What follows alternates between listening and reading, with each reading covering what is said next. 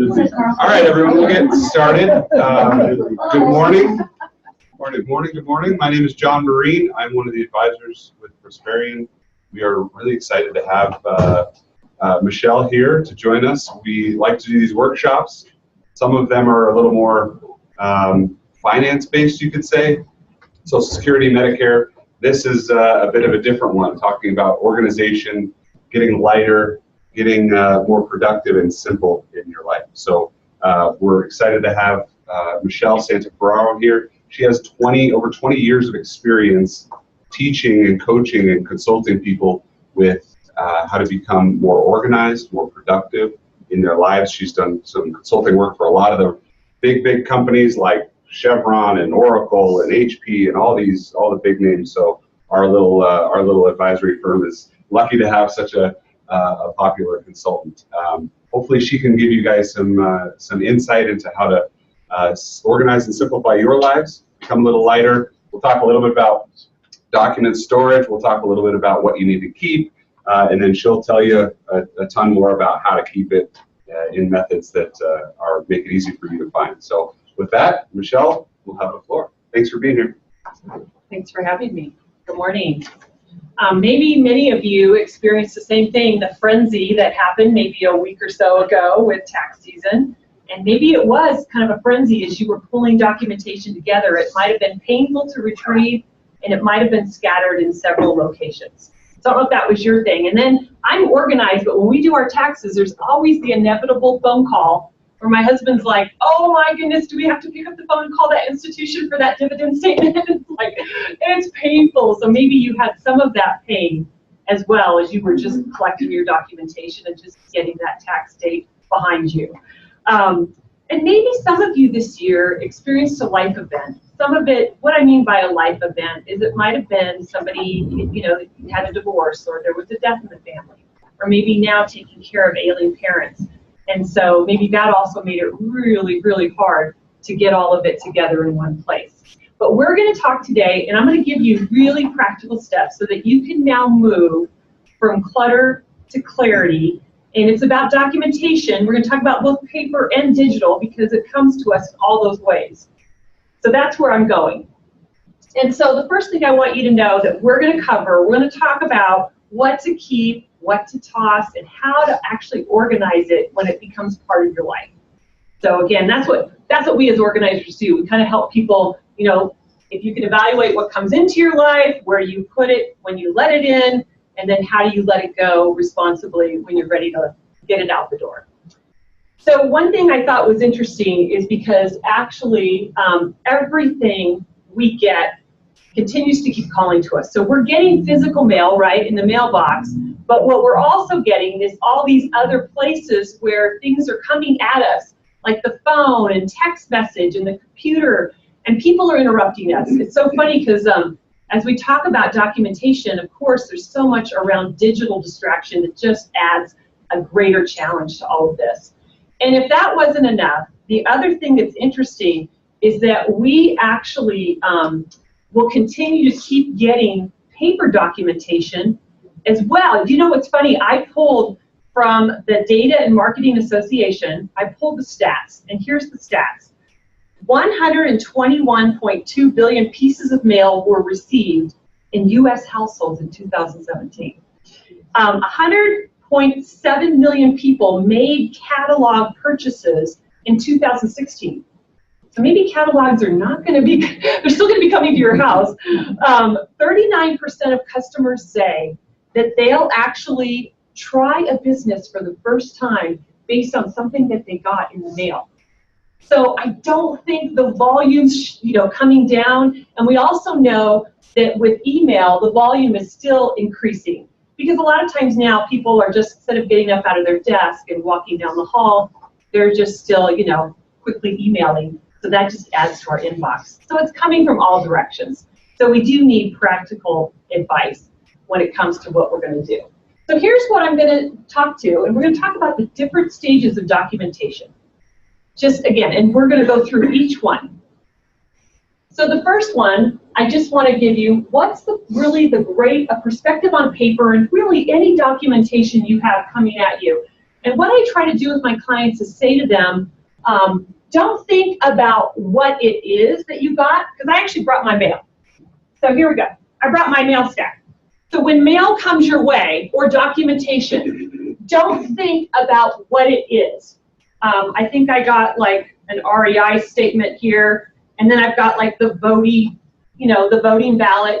I always say to my clients, what is the next step that has to be taken? So with some of the mail that I have, like a personal note or the voting or a bill, I have to think about what am I going to do with it? And that will unlock the next step, which is where should it live, which will unlock the next step, meaning, okay, where do I put it? Now, how do I also handle it when it's in those places? So that's where we're going to go. So what are you going to do with it? And here's several things you can do with it. The first thing is you can act on it, right? So it's a bill that came in, and one of these bills may be incorrect, right? They might have made some kind of like eye appointment, and they're charging me $100 extra, and I'm like, well, what is that about? So it's actually an action. And then maybe it's something to refer to, just an insurance statement. You just have to refer to it. And there's different types of reference we'll talk about. And then maybe it's just something you have to wait on. You can't do it right now. It could be a wedding invitation, a graduation invitation. You can't do anything right now. So it needs to go somewhere else. And then you're going to keep it, and then you're going to purge it. Some of the people I talked to in the room before we got started really came to know, and many of you maybe remotely want to know, what do I keep? For how long? What should I scan? And all of that. So that will actually be addressed as we go through it as well. So the first one is, if you're going to have the next step is actually action, then I would say, again, and you could even literally do your mail where you just start throwing it into these different piles. I mean, what's wrong with that?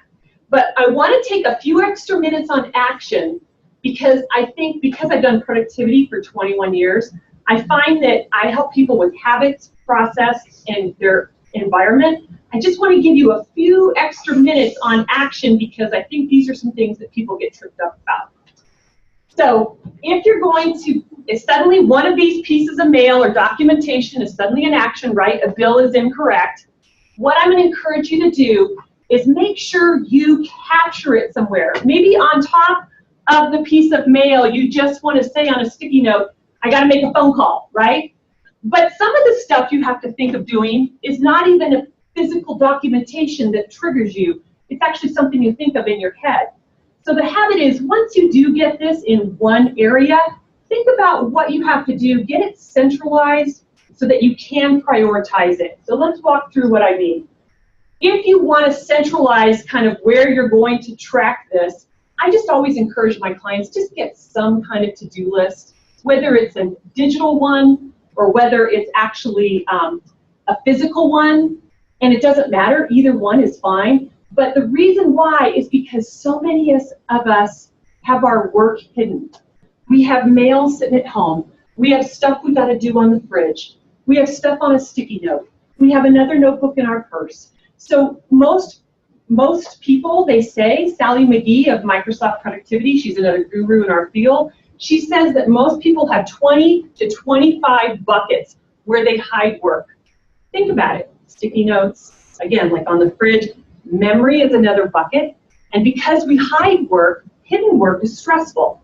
So I always encourage my clients, make sure you get it captured. And if you can get it into 1 or 2 buckets, email its own bucket, as well as a to-do list, you've got less places to then figure out what your priority is. So that's it. So, and also, one thing I'm going to do, taking a few extra minutes on action, because this is part of what I do in my career, is I want you to think about something maybe surprising about capturing this action of yours. Is that actually when it comes to tracking it, think about utilizing your learning modality.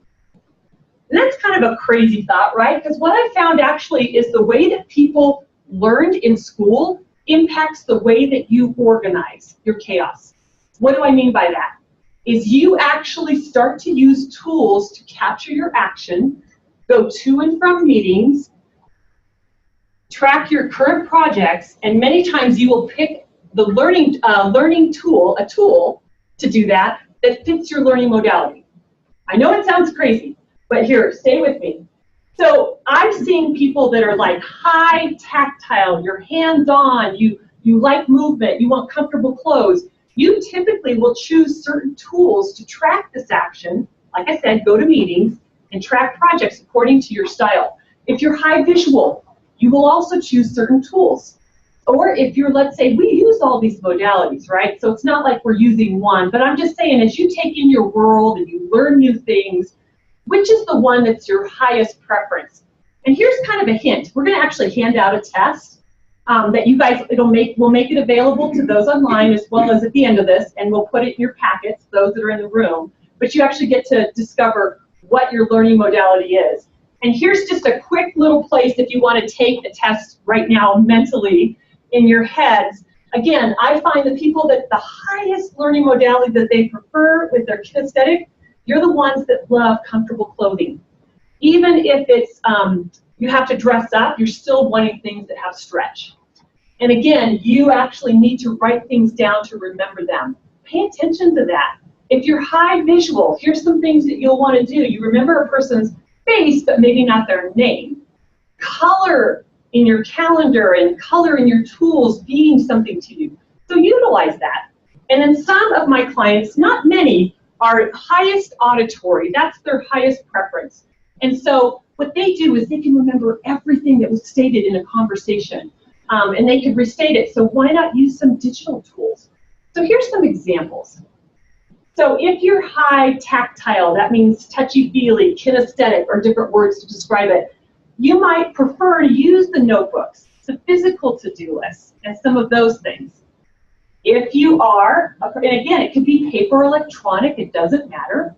But again, go with what you prefer. And the reason why I say that is what most people do is they feel like they should use all these digital tools or use what their neighbor uses. And what happens is you don't want to put anything in it, it's too cumbersome.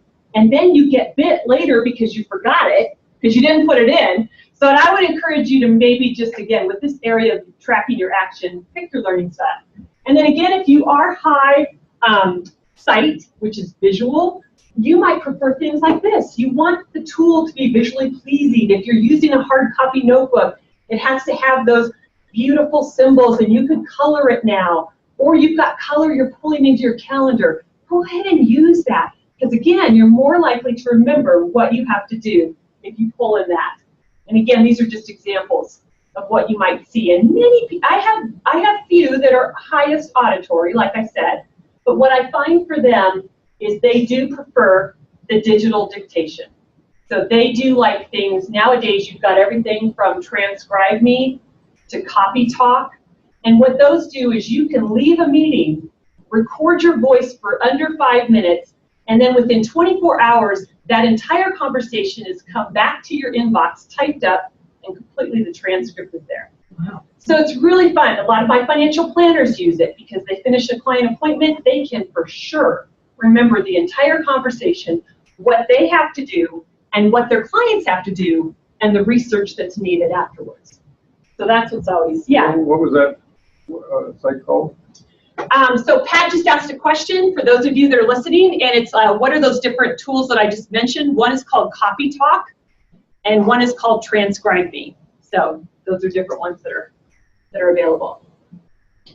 And then again, remember I told you the next step defines the places. Where are you going to keep this action list that you've got, whether digital or hard copy? Again, I want you to also have it go with you no matter where you go. So that might tell you kind of what tool you're going to use, because most people what they do is they don't carry it with them. And I actually am going to show you, I have a to-do list that I track, and I'm not showing you my to-do list, but I also have to keep some of my physical paper with me throughout the day. So what you see here is just, I've got to go get this thing at Home Depot for, something that broke on the staircase.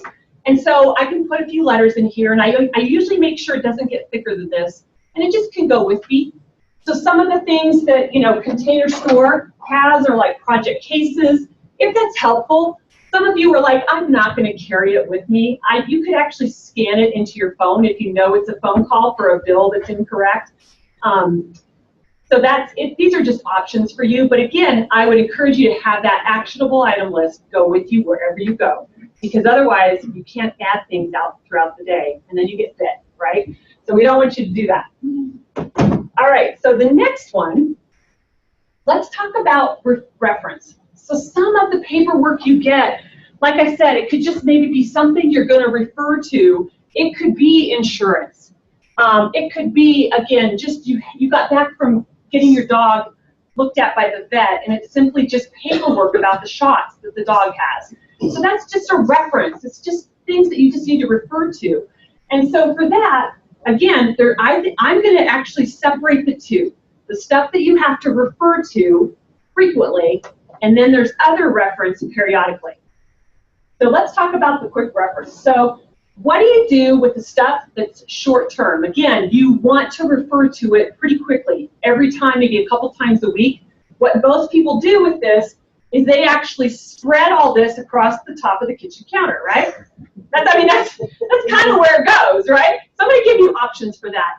And this kind of stuff that sits on top of the kitchen counter is typically things like what I've listed here. So it's the volunteering that you're doing.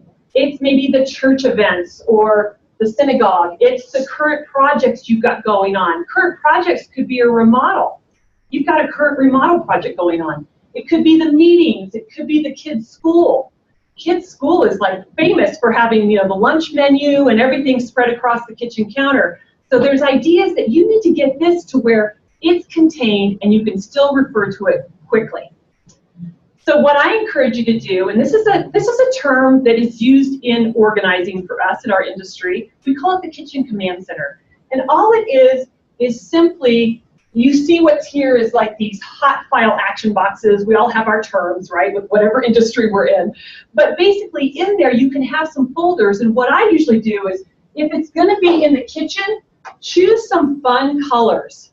Choose some fun colors, and you would actually title these the volunteer thing that you're in. Again, the current remodel. What I love to do for children, let me just say, is I would have, because again, if this is going to be visually in your kitchen, in some nook, then for kids, I would say have a certain color for your kids, and 3 different labels I would have on them so that you could use them all year long are school, extracurricular, and sport. And you don't say which it is. You don't say it's soccer. And what happens is in this box, if it is for your kids and it's school, it's the lunch menu. It's the spelling test. It is not the grades. That would be stored elsewhere. So those are giving you ideas. And again, what the whole point of talking about what your next action is in this case is because then you know where this is going to live. And some of it you might have to take with you, like this translucent file tote. It could be some volunteer thing you're doing. And again, all my products are just from the Container Store. So if you want to look up anything, you can simply come up afterwards if you're in the room, or you can find any of this online. This could be for, again, that one volunteer thing that's got to go with you as you're going to board meetings. And so that's an option too. But you can stick this reference that's referred to quickly. Again, take it off the kitchen counter, and it could be in one of these, oh, here's really quick. Let me move this way. Translucent. Oh, I'm going backwards. I'm going to talk about binder in just a minute. It could be in the nook, or it could be in the home office. So you have a choice, or again, some of it's just going to go in the car. Let me go back to this really quick, because some people also find what they want to do is have some kind of quick reference binder. And that could be as easy as having just a clear, 2-sided clear sleeve binder, and in there you could have some of these things. It's just the phone numbers of those in the neighborhood. It's just a few menus from the restaurant you like. It doesn't have to be, it again, put on the fridge. You could stick it in something like this. Or for some of you, you say, you know what, Michelle, I want to go in the cloud. And this is a great one. I love Evernote. What some of my clients do is they say, okay, what do I do with all the receipts, Michelle? I'm sick. I don't want to put them in something like this, which sometimes people like these little accordion things for receipts. And you can do it in here, physical copy, right? Stick them in there, and a lot of times they open up, and they just allow you to be able to put your receipts in something like that.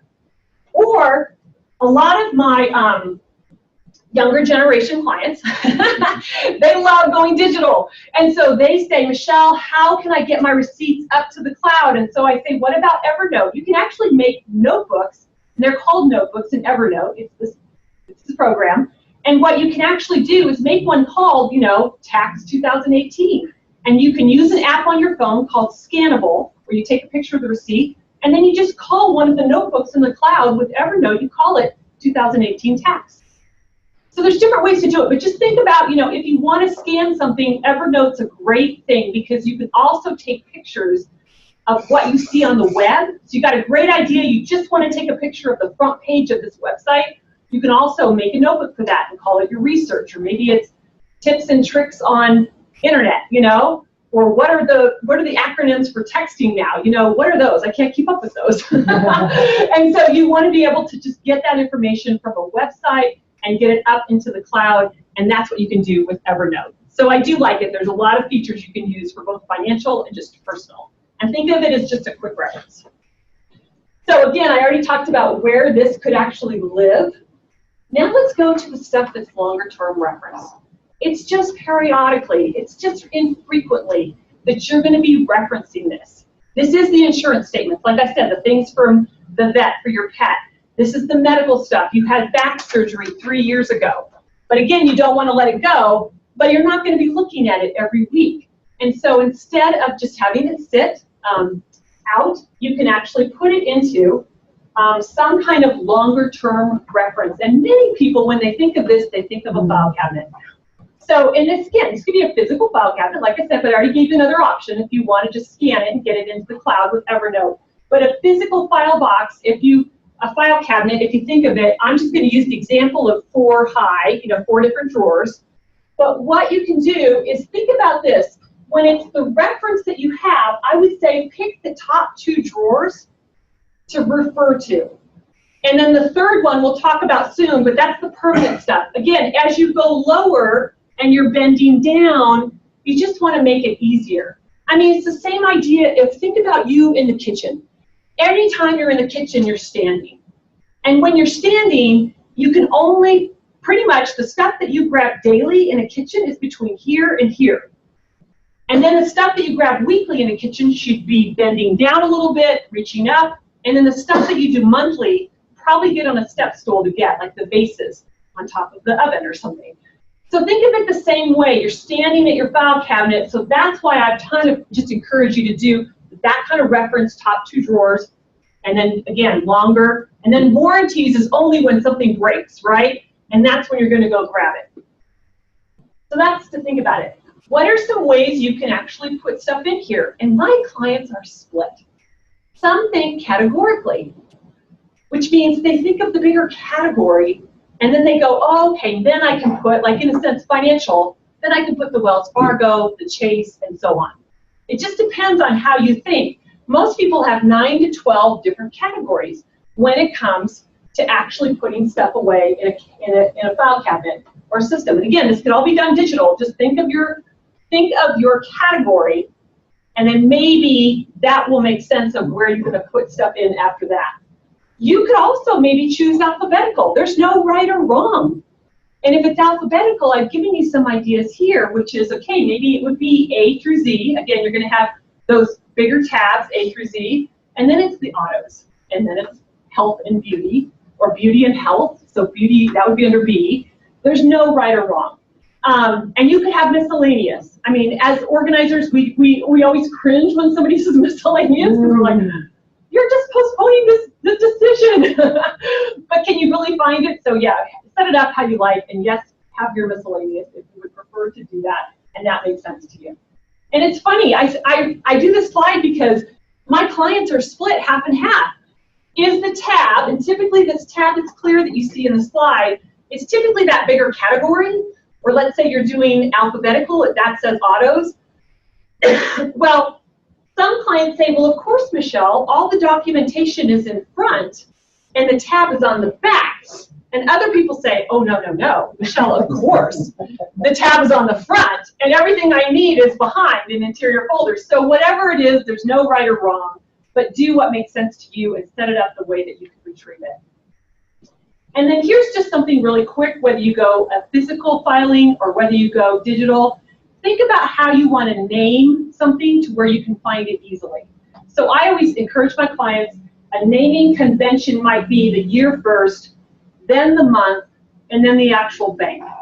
So that's a way of just, again, you can quickly, and if later if you're trying to do it digitally and want to clean up your computer, it's going to be a lot easier to group these all together and be able to put them into a 2017 file. So again, pick the one that makes sense, but then be consistent in your naming convention depending on what you choose to do. The next one is wait on it. What do I mean by you're waiting on it? So, I don't know if I have a wedding invitation in here, but one of these things could be like a graduation or wedding invitation. So what I mean by wait is that it's on hold for some reason. The date's not here, or you need more information. That's truly what waiting is. Some people call it waiting, some people call it on hold, some people call it pending. Whatever it is to you, fantastic. But the date's not here, you need more information, right? So what do I encourage my clients to do with this as far as habits? And again, we always have to interject habits, because many times people think it's the tool that's going to make them organized, but it's really the habits behind the tool that make you organized. And so what I encourage my clients to do is force a date. Force a date. And what I mean by that is ask yourself, when does this become relevant, this information or this wedding invitation? Put it on the calendar. Get it represented first. And again, I use this just as a prop, but get it on the calendar. And then you might want to separate where you're going to find this. And if you're going to put it on a calendar and force dates, I always ask yourself, how long will I wait for this person to get back with me? Sometimes it is just a graduation or it's a wedding and the date is fixed. Sometimes what you're waiting for is actually other people to do their job. So this is where I say force dates, meaning you're asking, how long can I wait for this person to get back with me, and when can I expect that? And that's a good question to ask, actually, as you are waiting for things. And let's say it will come back and bite you, that you won't look good if it gets falling through the cracks. That's when I say force dates and ask people, when can I expect that report from you? And there's a way to do it. I give one example here. You can do it online in Outlook in your email, or you can also do it on whatever calendar you keep. And then where does it live? Again, remember I said the next step should tell you kind of define places. So what you could with this is I would encourage you completely keep it separate from action. Because action is going to make it look like you have more work than you do if you don't have it. You can't do it right now. So I always say separate it out. And literally years ago, we would, maybe you saw the one on the left, we used to have these things, you know, like accordion folders, which it could go in there. Because some of the stuff you have to wait on could be as simple as just, it's the Bronco tickets, or it's the tickets to Hamilton, right? If you've got tickets to Hamilton. But you could also do something like this. I mean, maybe the tickets go something like in this. And high visual people love these, because you can still see through it.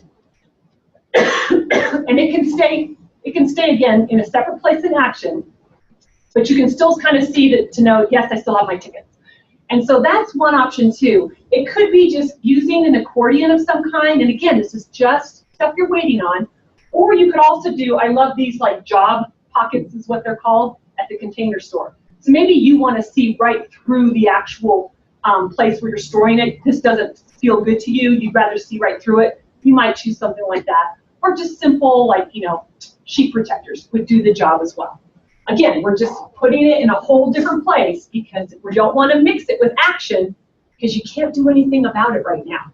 And it'll make it look like you have more work than you do. And who wants to have that? So here's where it could live. I have a lot of people that stick it back in the kitchen nook somewhere, maybe in a home office. But again, telling the family where it is, if it involves the family, so they know where to go grab what they need. And the next one is, let's talk about the stuff that you just need to keep. You're going to have to just keep it, or, you know, we'll talk through what they are specifically. And it's going to be long term. So here's some ideas of what you have to probably keep. And so a lot of times it is the legal documentation, it's the audit reports, it's the property records. So other things, for those of you here that are in the room, what else are just permanent? Wills. Wills, yep.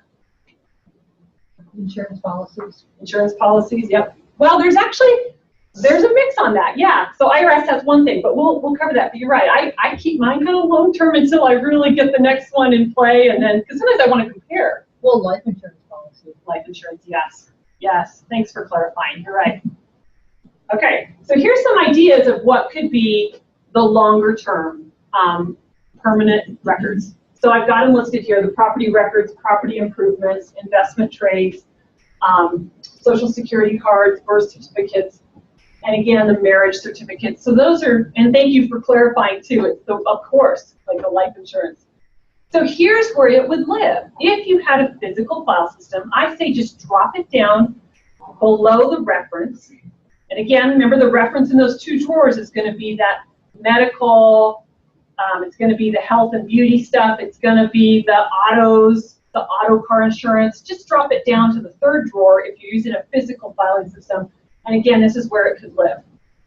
And now I want to just, this is perfect transition to have John come up and talk about a feature that you guys have available to you. Right, so everybody, or probably most of you know what the Vault is. It's something that we offer our clients as a tool to use in terms of file storage and keeping things securely accessible to you.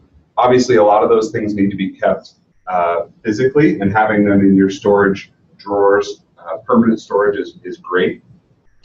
We like to have people have their wills, their medical directives, their power of attorneys, all the really important emergency documents for your family, have them stored somewhere digitally as well, so that if something comes up, you know where it is, your spouse knows where it is, even your kids know, ooh, I know my parents, they have that digital vault, and we'll talk to their advisor and he'll help us out with that. So that's something that we always help clients get their files into. We're gonna give everybody this manila envelope today. We call it the document transportation device. It's just an envelope, but if you want to take one of these, put your documents in it, or bring your documents with it to our data destruction event on May 5th, Saturday, May 5th, next weekend. Bring it back with you. We'll scan it right there, get it in your vault, and then you can have the hard copies right back with you. So that's something that we always suggest our clients have, just these documents in a secure place. One thing that people like to ask is it secure? Is it protected from intrusion? The Vault has the same electronic security as your online banking. So if you bank at Wells Fargo or First Bank or Chase, their requirements are the exact same security requirements that WealthVision and the Vault have. So everything's very secure, although, I mean, who's going to do anything with a will if you're still alive? So they can't really do much with it anyway. So something that we always recommend our clients to do here. One thing I forgot to mention before, anybody online, if you have any questions, we unfortunately can't take them through the webinar online, but if you do have questions, send them to your advisor or send them to Michelle. She's got her email posted up there, and we'll make sure we get some of those questions answered. So that's the Vault thing. Can I upload documents to my Vault? How do I do that? You can upload documents into your Vault. To do that, you log in through our website, you go to your WealthVision account, and then you click on the Vault tab in the upper bar area, and there's just a simple upload documents button. It's very similar to Google Drive or Evernote if you ever use something like that. You upload the documents that way. You can organize them and create different files and folders, just like Michelle's talking about with Evernote. It's kind of ubiquitous across the systems in terms of how you do that. We also have the ability to upload certain documents for you if you need to. Sometimes we'll upload meeting documents. If you want to see a progress review meeting notes and things like that, we can always put that there as well. So that's the Vault. We'll hand these out to everybody, and then online you'll get a copy of the list of certain documents that are very important to have. And then if you'd like to bring that with you to the document destruction day on May 5th, we'll get this stuff loaded up for you, and you'll be on your way. That's great, because I know also you guys are offering to have the documents shredded right on site. Right? Shredding and donuts. Yes, and donuts. Yeah. Okay. No, that's really great, because a lot of times my clients really feel like they're nervous if they're not, again, having it leave. And there are places where you can have, if you guys have this feature, this is great because you can have shredding companies come, depending on the volume you have, they can come to your house and do a mobile shredding. But I know this is like, they're offering you the ultimate comfort of knowing it's right there on site being shredded. And so then that probably leads to the next question of kind of like, okay, so how long do I keep certain things? And what's okay to let go? And again, I am a productivity consultant. I'm an organizer. I am not your CPA. So all of this, what we did as we go through this, it is taken off of the government site, the irs.gov site. So that's where I'm sharing. Some of you will say, oh, forget it, I'm not keeping them that long. But again, all I'm saying is I'm sharing specifically what's coming off of irs.gov, and you can look up record keeping there, and this is exactly where we got it. So again, if you're going to actually end up purging it and letting it go for the shredding, here's what we're going to do. I'm going to break it up into 1 year, 3 years, 6 years, and then keep forever. And we kind of talked about some of those keep forever already. But you can see what the IRS site said. So mutual fund statements, they're saying, IRS is saying 1 year. Investment account statements. Paycheck stubs, it's typically 1 year. And a lot of times they just say, wait till that, you know, the other forms come in for you, the 1099 or the W-2, and you can compare and contrast and make sure there's no discrepancies. The next wave is 3 years. So they're saying credit card statements is on this list. Medical bills, utility records. I hear a mix of my clients. Some of my clients are willing to let it go after 1 year because they've got everything they need, and some, you know, but IRS is saying utility bills 3 years, and expired insurance policies, kind of a 3 years. So. I'd like to ask John, you know, with your statements that you or LPL send out. Right. Those are available, all of them, at any time on the website, right? Right. So if you didn't keep any of them, you could have access. They are filed electronically. Right. So for anybody online, if you didn't hear, basically, do we keep investment statements in paper? We have them digitally. If you like them in paper, that's fine. If you already subscribe to them digitally, all of the historical statements are kept for you as long as the account has been opened, and even if it's closed, we can go back and find statements from closed accounts. So if you want to keep them, that's fine. Some people like to keep, you know, 12 months running, and then when January comes next year, you get rid of January last year, and February, and get rid of February. It's totally up to you. But yes, we always have copies of statements and can get them to you. You can also get them for yourself by logging into our website and going on to your online account view as well. So does that answer your question, Carl? It does. And the same question for credit card statements and bank account statements. I know I can find all of mine online. Right. Yeah, that's I mean, I keep all that stuff, but, right. But I also, it's online, so do you really need to keep it? Yeah, same thing for me. For credit card statements or bank statements or anything like that, if it's online and they're storing it for me, I just need to know how to get to it, and that's a lot easier than storing it and keeping a file system for those things. So I agree. I'm the same as you. I like to keep that keep those statements online digitally because I know they're going to store it. And if you want the paper, you can certainly keep the paper, but definitely know that it's stored for you online. That's great. This is good. We're tag teaming. And so that's the 3 year. And the next one was 6 years. Again, supporting documentation for your taxes, accident reports and claims, medical bills if tax related, IRS is saying, and then sales receipts. But I guess what I've been told too is if they ever suspect fraud, they can go back as far as they need to. but we, you know, hopefully none of us here have to worry about that. So that's kind of, again, looking at it. And again, the permanent things, we covered it earlier, but just to reinforce it with the IRS side, they're mentioning these certain things.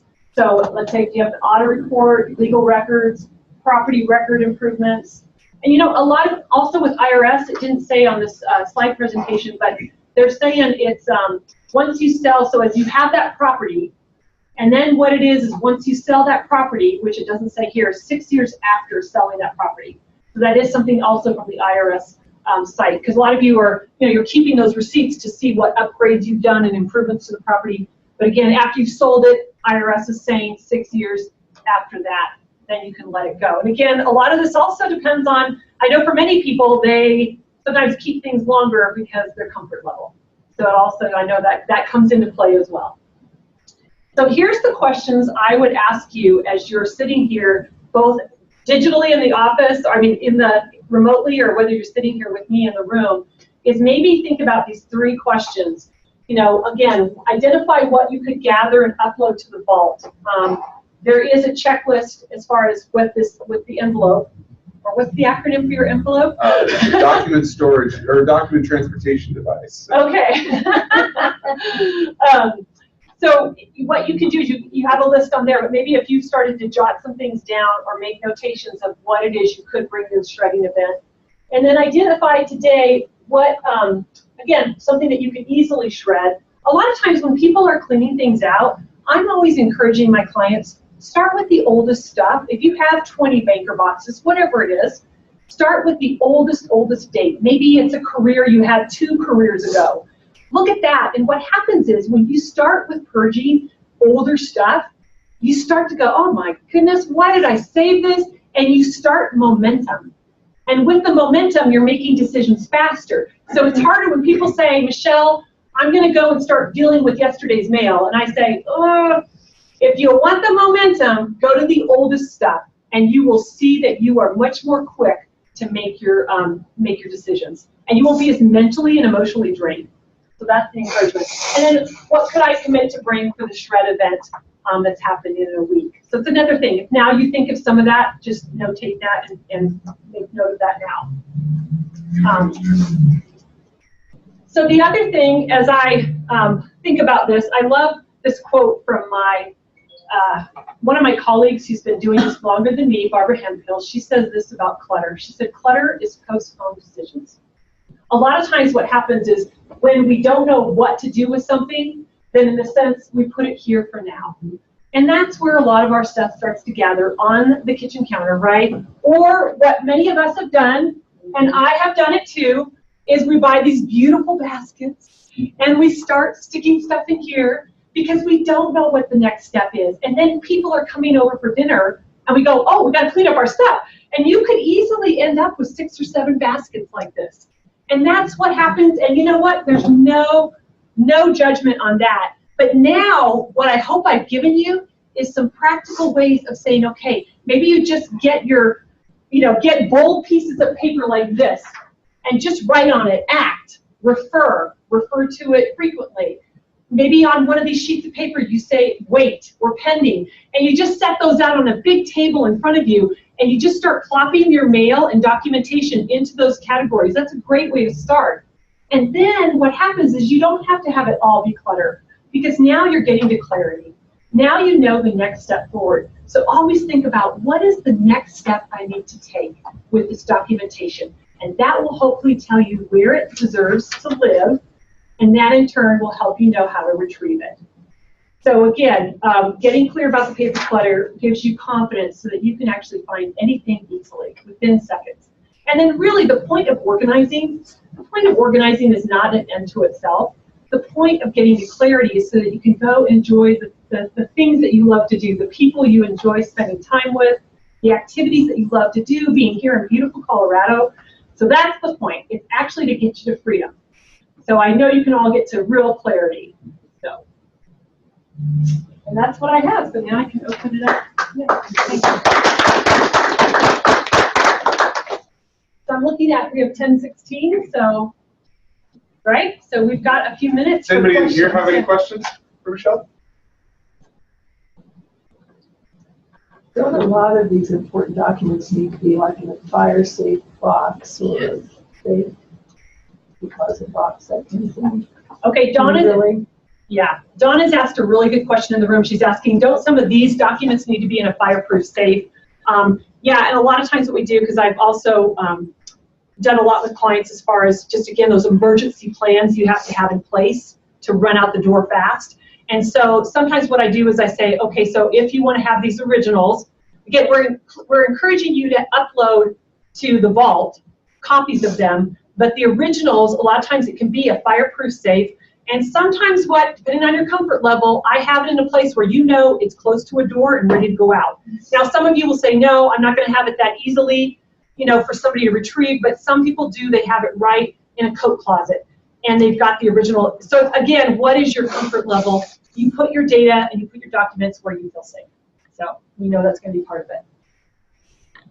I have a question, Michelle. Do you have a junk drawer? Because I have a junk drawer, and I feel like probably everybody in here has a junk drawer. But do you have a junk drawer? I have it. Okay, so I don't. My junk drawer is really organized in the kitchen because I do the stuff that the birthday candles and the paper clips and it has some of those things but I have a little container for them because it has the stuff like the felt little pieces you got to put on a piece of furniture. It has the scissors and a tape. I have it contained. I will admit, but where I'm really messy because I'm high visual is I have everything out on my on my bathroom counter. Because I'm so visual, I have to see it. So it drives my husband crazy because he's like, oh wait, you're an organizer. But again, I have to see it to be visually triggered, and I love it all out on the counter. So that is where I have a vice. So you have a junk drawer, but it's an organized junk drawer. It's a contained junk drawer, yes.